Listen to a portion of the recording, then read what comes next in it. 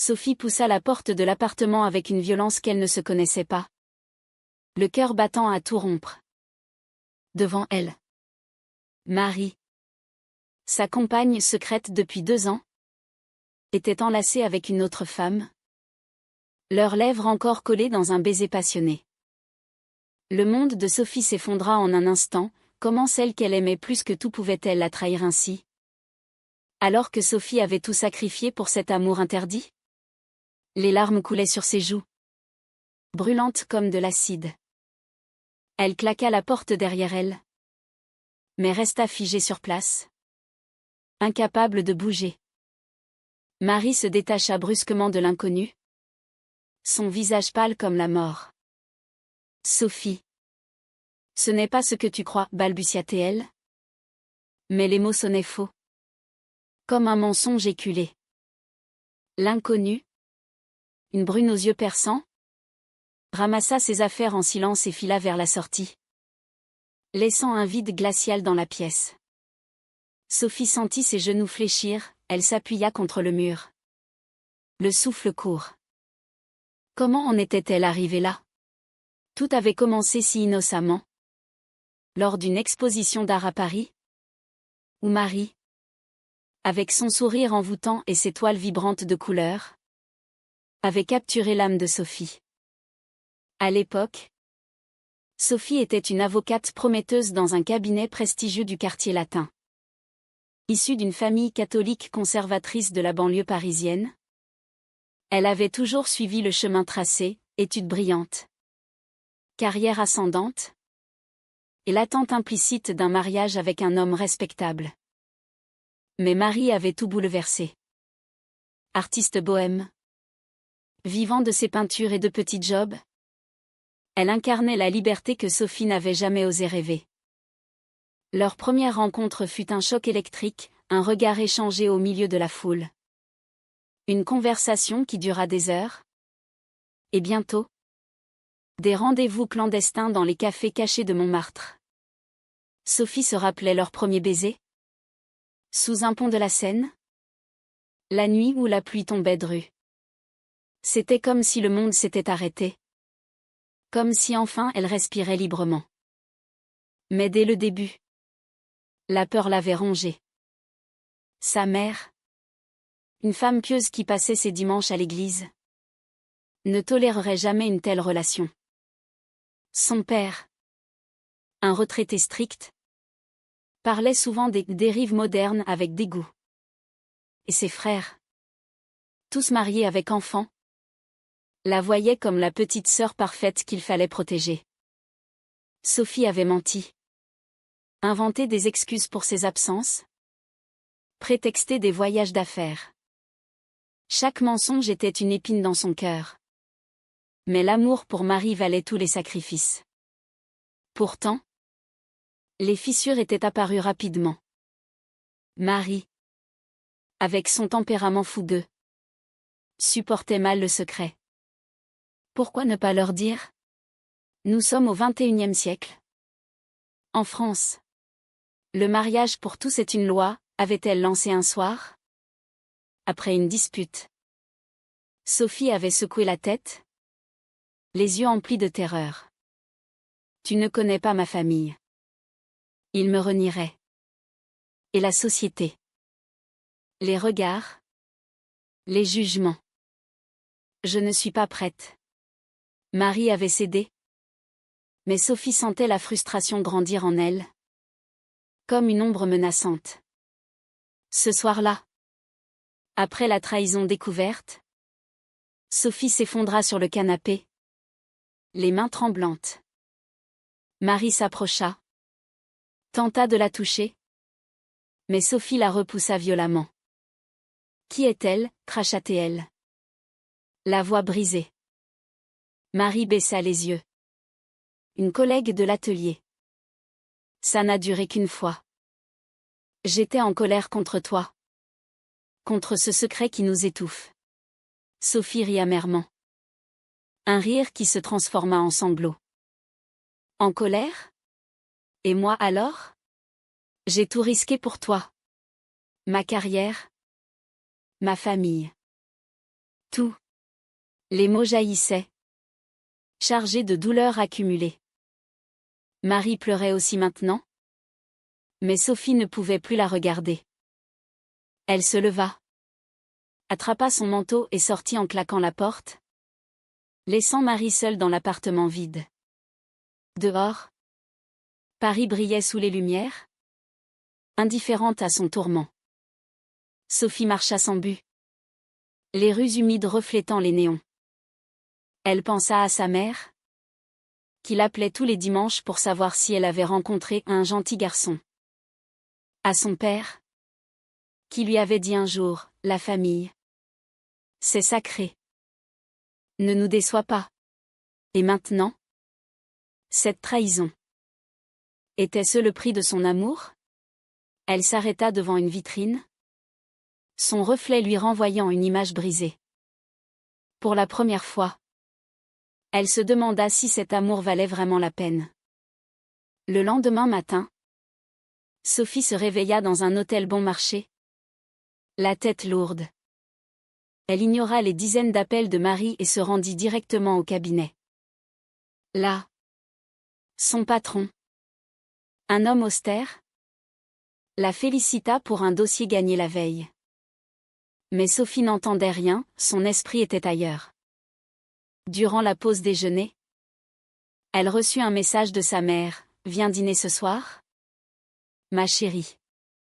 Ton frère amène sa fiancée. » Le cœur serré, elle accepta. Peut-être que retourner à la normalité l'aiderait à oublier. Chez ses parents, l'atmosphère était chaleureuse, comme toujours. La table était dressée avec soin. L'odeur du rôti emplissait l'air. Son frère aîné, Pierre, arriva avec sa fiancée, une jeune femme souriante nommée Claire. Tout le monde riait, parlait de mariage et d'enfants. Sophie se forçait à sourire. Mais chaque mot était une torture. Soudain, sa mère la prit à part dans la cuisine. « Tu as l'air fatiguée, Sophie. Est-ce que tout va bien? Pas de petite amie en vue? » Sophie hésita, puis secoua la tête. « Non, maman. Juste le travail. » Mais sa voix trembla, et sa mère fronça les sourcils. « Tu sais, à ton âge, il faudrait penser à l'avenir. Regarde Pierre. Il est si heureux. » Ce soir-là, en rentrant, Sophie trouva Marie assise devant sa porte, les yeux rougis. « Laisse-moi t'expliquer, » supplia-t-elle. Sophie la fit entrer à contre-cœur. Marie raconta tout, la solitude, la frustration, l'erreur stupide. « Je t'aime, Sophie. Mais ce secret me tue. » Sophie écouta, le cœur déchiré. Une partie d'elle voulait pardonner, mais l'autre hurlait de douleur.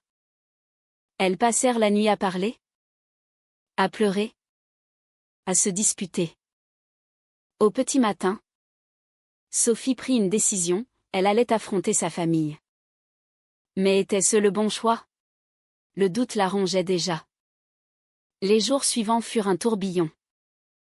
Sophie et Marie tentèrent de recoller les morceaux, mais la trahison planait comme un fantôme. Sophie travaillait tard, évitait les regards de ses collègues qui murmuraient sur son air absent. Un après-midi, elle reçut un appel de Pierre. « Maman s'inquiète pour toi. Elle dit que tu caches quelque chose. » Sophie raccrocha. Paniquée. Le soir, elle confia à Marie son plan, inviter sa famille à dîner et tout avouer. Marie hocha la tête, mais ses yeux trahissaient la peur. Le dîner fut fixé pour le samedi. Sophie prépara tout avec soin, mais son estomac était noué. Marie arriva en avance, élégante dans une robe simple, ses cheveux cascadant sur ses épaules. Elles s'embrassèrent nerveusement. Quand la porte sonna, Sophie sursauta. Sa mère entra la première, suivie de son père et de Pierre. Les présentations furent polies. Mais Sophie vit le regard interrogateur de sa mère sur Marie. Le repas se déroula dans une tension palpable. Sophie parla de son travail, Marie de ses peintures. Puis, au dessert, Sophie prit une profonde inspiration. « J'ai quelque chose à vous dire. » Les mots sortirent d'un trait, son amour pour Marie. Leur relation depuis 2 ans. Son orientation. Le silence qui suivit fut assourdissant. Sa mère porta la main à sa bouche. Les yeux emplis de larmes. Son père se leva brusquement. Le visage rouge. « C'est une blague ? Tu nous fais honte. » Pierre secoua la tête. Stupéfait. Sophie. Pense à la famille. À l'église. Marie tenta d'intervenir. Mais le père la coupa. « Sortez d'ici. Vous avez perverti ma fille. » Sophie cria. « Papa. C'est qui je suis. » Mais il partit en claquant la porte, suivi de la mère en pleurs. Pierre resta un instant. Murmura « Je t'aime. » Mais ça. C'est dur, puis s'en alla. Seule. Sophie et Marie s'enlacèrent. Tremblantes. Mais la victoire était amère. Sophie avait tout perdu, sa famille. Sa paix. Était-ce le prix de la vérité? Les nuits suivantes furent hantées par les appels manqués. Les messages accusateurs. Sa mère envoya un long texto. « Comment as-tu pu nous faire ça? Pense à Dieu. » Sophie pleura. Mais ne répondit pas. Marie la soutenait. Mais la trahison passée ressurgissait dans les disputes. « Tu vois. J'avais raison de vouloir le dire plus tôt, » lança Marie un soir. Sophie explosa. « Et ta trahison? Alors? C'est à cause de toi que tout est si fragile. » Au travail, les rumeurs commencèrent. Un collègue, ami de Pierre, avait appris la nouvelle. Les regards en coin, les chuchotements. Sophie se sentait exposée, vulnérable. Un jour, son patron la convoqua. Des problèmes personnels? Ça affecte votre performance. Elle nia. Mais savait que c'était le début de la fin. Pendant ce temps, Marie exposait ses toiles dans une galerie. Sophie y alla. Mais vit l'inconnu de la trahison parmi la foule. Le cœur serré, elle confronta Marie plus tard. Elle était là. « Tu m'as menti? » Marie jura que non. Mais le doute s'installa. La pression montait. Sophie reçut une lettre de son père. « Reviens à la raison? Ou ne reviens pas? » Elle déchira le papier. Enragée. Mais au fond, le doute la rongeait. Avait-elle fait le bon choix? L'amour valait-il cette destruction? Marie, sentant la distance, proposa une pause. Peut-être qu'on a besoin de temps. Sophie refusa, terrifiée à l'idée de la perdre. Mais les nuits étaient solitaires. Même ensemble. Un soir, après une dispute violente, Sophie sortit marcher. Sous la tour Eiffel illuminée, elle rencontra par hasard Claire, la fiancée de Pierre. Elles parlèrent. Claire confia, « Ta famille est dévastée. Mais Pierre t'aime. Donne-leur du temps. » Sophie rentra. Pensive. Peut-être y avait-il un espoir. Mais le lendemain, un appel de Marie changea tout. « Je pars pour Berlin. Une expo. J'ai besoin d'air. » Sophie paniqua. Était-ce la fin? Sophie raccrocha le téléphone. Les mains tremblantes. Marie partait pour Berlin? Juste comme ça. Après tout ce qu'elles avaient traversé? Elle se précipita à l'atelier de Marie. où l'étoile était emballée, prête au départ. Marie leva les yeux. Surprise. Sophie. Je t'ai dit. C'est juste pour une semaine. Mais Sophie vit la valise. Les billets. Une semaine? Avec qui? Marie soupira. Seule. J'ai besoin de respirer. Loin de cette pression.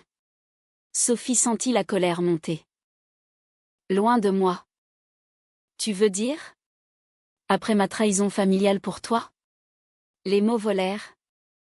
Accusateur. Marie cria, et ma trahison à moi? Tu me le rappelles sans cesse. Elles se disputèrent jusqu'à l'aube. Épuisées. Finalement. Marie partit, laissant Sophie seule dans l'appartement vide. Les jours suivants furent un calvaire. Sophie errait dans Paris, évitant les appels de sa famille. Au travail, elle commit une erreur sur un dossier, ce qui lui valut un avertissement. Concentrez-vous. Sophie, dit son patron. Mais comment? Son monde s'effritait. Un soir, elle craqua et appela sa mère. Maman. Je suis désolée. La voix de sa mère était froide. Désolée? Tu as choisi ton chemin.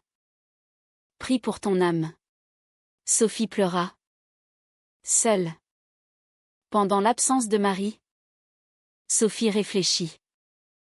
Était-ce la société qui la détruisait? Ou ses propres choix? Elle se rappelait les regards dans la rue. Les murmures quand elle tenait la main de Marie.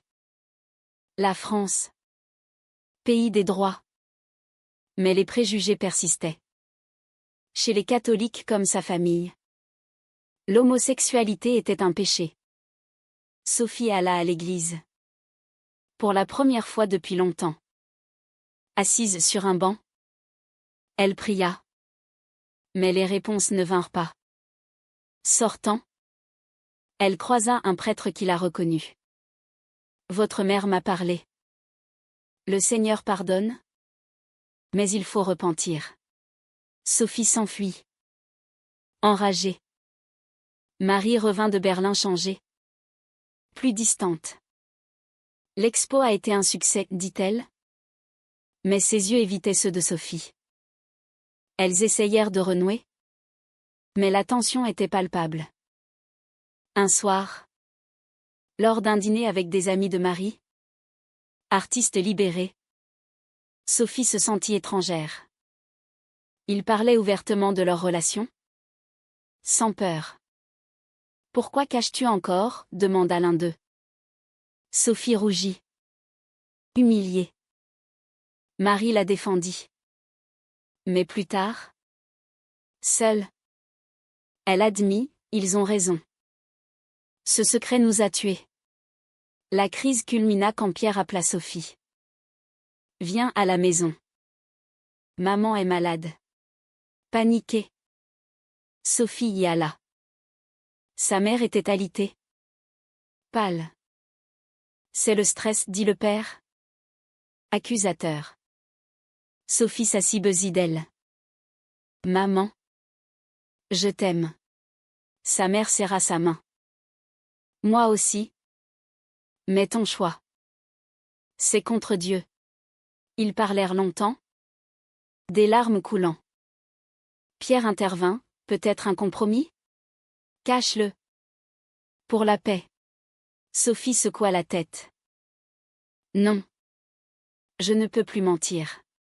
Le père explosa, alors pars. Sophie partit. Le cœur brisé. De retour. Elle trouva Marie avec des valises. Je déménage. C'est trop dur. Sophie supplia, ne me laisse pas. Mais Marie partit. Larmes aux yeux. Je t'aime. Mais on se détruit. Seule. Sophie s'effondra. Les semaines suivantes. Elle sombra dans la dépression. Au travail. Elle fut mise en congé. Elle erra dans Paris. hantée par les souvenirs. Un jour, elle vit Marie dans un café, avec l'inconnu. Le cœur serré, elle n'approcha pas. Était-ce la fin définitive? Mais un appel changea tout, sa mère hospitalisée. Sophie accourut. Là, sa famille était réunie. Un infarctus, dit Pierre. Sophie pleura, tenant la main de sa mère. Quand elle se réveilla, sa mère murmura, « Je ne veux pas te perdre. » Pour la première fois. Un espoir. Mais le père restait rigide. Sophie décida de lutter. Elle contacta une association LGBT. Chercha du soutien. Lentement, elle reconstruisit sa vie. Marie, de son côté, regrettait. Elle appela Sophie un soir. « Je me suis trompée. » Elles se rencontrèrent, parlèrent. La trahison, les blessures. « Pouvons-nous recommencer ?» demanda Marie. Sophie hésita. La famille. La société. Mais l'amour persistait. Elles décidèrent d'essayer. Prudemment. Pourtant, les obstacles persistaient. Au travail, Sophie fut promue. Mais avec des murmures. Sa famille accepta un dîner neutre. Là, Marie vint. Tension. Mais pas d'explosion. La mère parla peu. Mais observa. Plus tard, elle dit à Sophie, « Elle semble gentille. » Un pas minuscule. Mais la société frappa.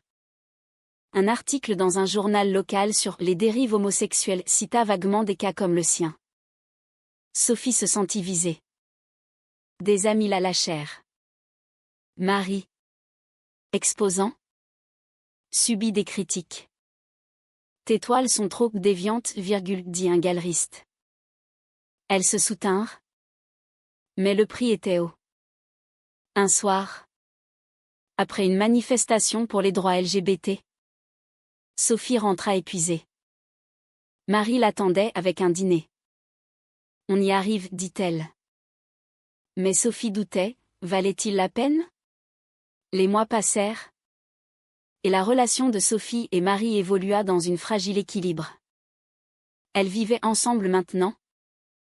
Dans un petit appartement à Belleville. Loin des quartiers chics où Sophie avait grandi. Chaque jour était une bataille, contre les doutes internes. Les pressions externes. Sophie avait repris le travail. Mais avec une vigilance accrue. Ses collègues, pour la plupart progressistes, la soutenaient. Mais elle sentait les jugements subtils. Tu es courageuse, lui dit une amie un jour. Mais Sophie se demandait si c'était du courage ou de la folie. Sa famille restait un champ de mine. Les dîners occasionnels étaient tendus, avec des sujets évités. Sa mère, remise de son infarctus, appelait parfois. Mais les conversations tournaient autour du banal. Comment va le travail? Pas un mot sur Marie.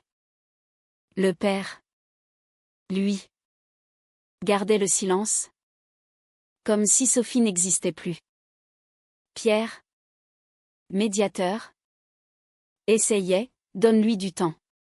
Mais Sophie en avait marre d'attendre. Un jour, elle confronta son père lors d'une visite surprise. Papa, je suis ta fille. Accepte-moi. Il la regarda. Les yeux durs. Dieu n'accepte pas le péché. Sophie partit. Blessée. Mais déterminée. Marie. Meanwhile. Florissait artistiquement. Une grande expo à la Galerie Lafayette la propulsa. Mais le succès apporta des tentations. Des admiratrices. Des soirées tardives. Sophie, jalouse, se rappelait la trahison. Tu rentres tard, lança-t-elle un soir. Marie soupira. C'est le boulot. Fais-moi confiance. Mais la confiance était fragile. Elle se disputait souvent sur des riens qui masquaient les blessures profondes. Un événement bouleversa tout, l'anniversaire de la mère de Sophie. Toute la famille réunie. Sophie insista pour amener Marie. C'est maintenant ou jamais. Marie accepta. Nerveuse. À la maison familiale, l'atmosphère était électrique. La mère sourit poliment à Marie. Mais le père l'ignora. Durant le repas, Pierre posa des questions anodines à Marie sur son art. Soudain, le père explosa. Assez. Cette femme n'a pas sa place ici. Sophie se leva. Elle est ma compagne? Papa. Accepte ou perds-moi. La mère pleura. Arrêtez. Le dîner vira au chaos. Pierre tenta de calmer. Mais le père partit furieux. Sophie et Marie rentrèrent. Épuisées. Ce soir-là, Marie craqua. Je ne peux plus. Ta famille me hait. Sophie la serra. Ils changeront. Mais au fond, elle doutait. Les jours suivants, Marie s'isola dans son atelier. Sophie, seule, réfléchit à ses choix. Avait-elle sacrifié trop? L'amour contre la famille. Était-ce juste? Puis, un twist, Sophie découvrit des messages sur le téléphone de Marie. Pas une trahison? Mais des doutes exprimés à une amie, je ne sais pas si je peux supporter ça. Blessée, Sophie confronta Marie. Tu veux partir? Marie pleura, non. Mais c'est dur. La société. Ta famille. Ça nous use. Elles parlèrent toute la nuit, décidant de consulter un thérapeute. Pour la première fois, elles affrontaient les démons intérieurs. Le thérapeute, une femme compréhensive, les aida à dénouer les nœuds. Vos blessures viennent de l'extérieur, mais vous les internalisez. Sophie admit sa peur du rejet. Marie sa frustration du secret passé. Lentement, elles guérirent. Mais la société frappa à nouveau, une pétition conservatrice contre l'éducation LGBT à l'école. Soutenue par des amis de la famille. Le père signa. Publiquement. Sophie le vit en ligne. Dévastée. Elle décida d'agir. Elle écrivit une lettre ouverte dans un blog, racontant son histoire. Je suis lesbienne. Et fière. Mais la haine brise des familles. L'article viralisa. Des soutiens affluèrent. Mais aussi des haines. Sa famille réagit, la mère appela. En larmes. Pourquoi publiquement? Tu nous exposes. Sophie répondit, pour changer les choses. Le père, furieux, coupa les ponts définitivement. Marie, inspirée, peignit une série sur l'amour interdit. L'expo fut un succès, mais controversé. Des critiques conservateurs la boycottèrent. Pourtant, cela les unit. Elles affrontèrent ensemble les tempêtes. Mais un nouveau conflit surgit, Sophie reçut une offre de promotion. Mais à Lyon. Déménager? Marie refusa, mon art est à Paris. Sophie hésita. Choisir carrière ou amour? Le débat fut intense. Tu me demandes de sacrifier, dit Marie. Sophie pleura, comme j'ai sacrifié ma famille. Finalement, Sophie refusa l'offre. Mais le ressentiment grandit. Un soir, après une dispute, Marie sortit. Sophie, anxieuse, l'attendit. Quand elle rentra, elles s'embrassèrent, Mais la passion était ternie. Était-ce la fin du honeymoon? La tension entre Sophie et Marie atteignit un pic quand Sophie apprit que son père avait eu un accident de voiture mineur. Paniquée, elle accourut à l'hôpital. Là, sa famille était réunie. Froide envers elle. C'est le stress que tu causes, murmura Pierre. Sophie ignora, se concentrant sur son père. Quand il se réveilla, il la regarda. Pourquoi es-tu là? Sophie répondit, parce que tu es mon père. Pour la première fois, une lueur de regret dans ses yeux. Ils parlèrent brièvement, sans aborder le sujet tabou. Mais c'était un début. De retour, Sophie confia à Marie. Peut-être qu'il changera. Marie hocha la tête, mais ses yeux étaient distants. Elle avait ses propres batailles, une critique acerbe sur son art, l'accusant de propagande LGBT. Déprimée, elle s'isola. Sophie tenta de la soutenir, mais Marie la repoussa. Laisse-moi. La solitude s'installa. Un jour, Sophie trouva une lettre. Marie avait été invitée à une résidence artistique à New York. Pour 6 mois. Tu vas partir? Demanda Sophie. Terrifiée. Marie hésita. C'est une opportunité. Mais je ne veux pas te perdre. Le choix était cornélien, carrière contre relation. Elles débattirent des nuits entières. Si tu pars. C'est la fin, dit Sophie. Marie pleura, ne me force pas à choisir. Finalement, Marie décida de rester. Mais le sacrifice pesa. J'ai renoncé pour toi, lança-t-elle lors d'une dispute. Sophie rétorqua, comme j'ai renoncé à ma famille.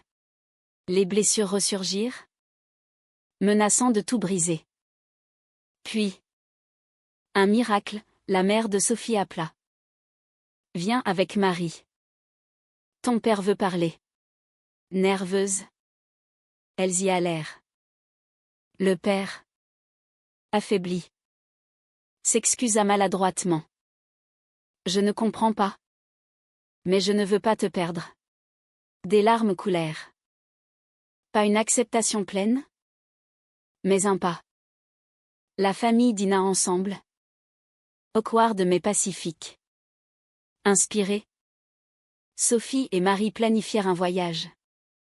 À la campagne, loin de Paris, elles se reconnectèrent. Promenade, discussion profonde. On a payé cher. Mais on est plus forte, dit Marie. Sophie acquiesça. Mais au fond, les cicatrices restaient. De retour, la réalité frappa, Sophie perdit un client conservateur. À cause de son article. Tes choix personnels affectent le cabinet, dit le patron.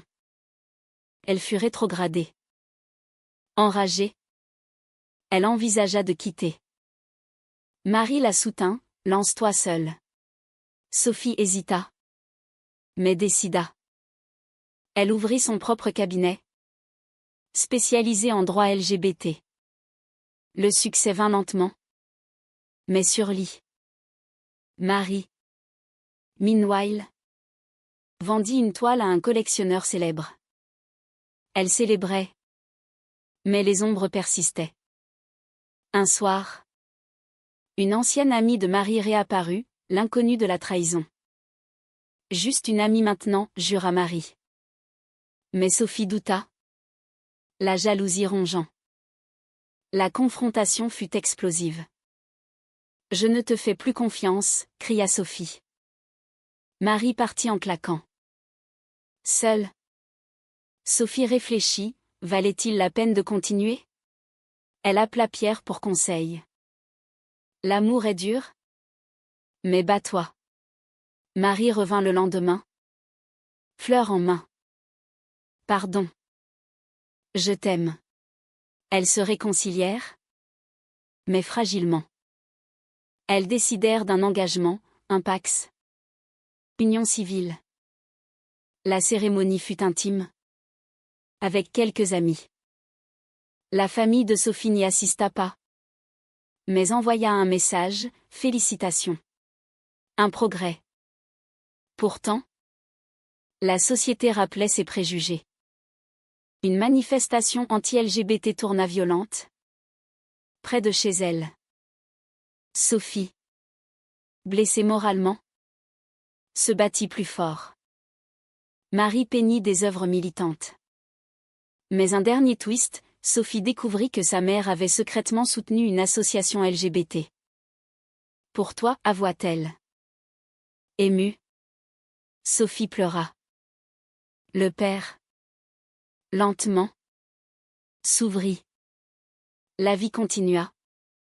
Avec ses hauts et bas.